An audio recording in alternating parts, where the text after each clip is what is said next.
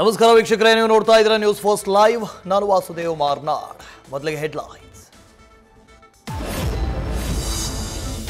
ಪಾಕಿಸ್ತಾನದ ನರಿಬುದ್ಧಿ, 2 ನಾಲಿಗೆ ಮಾತು ಮತ್ತೆ ಬಯಲು. ಸಂಜೆ ಕದನ ವಿರಾಮ ಅಂದು ರಾತ್ರಿ ಮತ್ತೆ ಶೆಲ್ಲಿಂಗ್, ಡ್ರೋನ್ ದಾಳಿಯನ್ನ ಯಶಸ್ವಿಯಾಗಿ ತಡೆದ ಭಾರತದ ಏರ್ ಡಿಫೆನ್ಸ್ ಸಿಸ್ಟಮ್.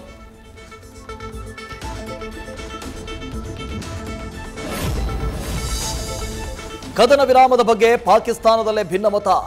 ಸರ್ಕಾರದ ವಿರುದ್ಧ ತಿರುಗಿ ಬಿದ್ದಿರುವ ಸೇನಾ ಮುಖ್ಯಸ್ಥ ಜನರಲ್ ಅಸೀಂ ಮುನೀರ್ ಸೂಚನೆ ಮೇರೆಗೆ ಪಾಕಿಸ್ತಾನದಿಂದ ಕದನ ವಿರಾಮ ಉಲ್ಲಂಘನೆ.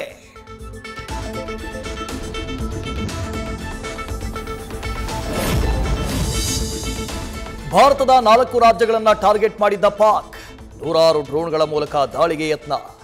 ಗುಜರಾತ್, ಜಮ್ಮು ಕಾಶ್ಮೀರ, ರಾಜಸ್ಥಾನ, ಪಂಜಾಬ್ ಮೇಲೆ ದಾಳಿಯ ಯತ್ನ ವಿಫಲ.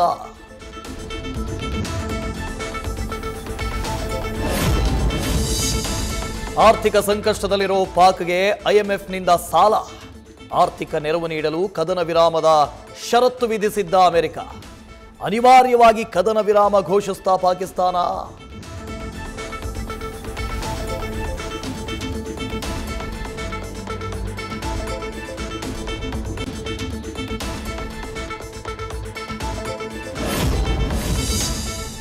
ಮೇಲುಗೈ ಸಾಧಿಸಿದ್ದ ಭಾರತಕ್ಕಿತ್ತು ಒಳ್ಳೆಯ ಅವಕಾಶ. ಜಾಗತಿಕ ರಾಜಕಾರಣದಲ್ಲೂ ಭಾರತದ ಪರವಾಗೇ ಇತ್ತು ಬೆಂಬಲ. ಕದನ ವಿರಾಮಕ್ಕೆ ಒಪ್ಪಿದ್ದರ ಬಗ್ಗೆ ಭಾರತೀಯ ರಕ್ಷಣಾ ತಜ್ಞರಿಂದಲೇ ಅಚ್ಚರಿ. ನ್ಯೂಸ್ ಫಸ್ಟ್, ನಿರ್ಭೀತಿಯಿಂದ ನಿಮ್ಮ ಪರವಾಗಿ.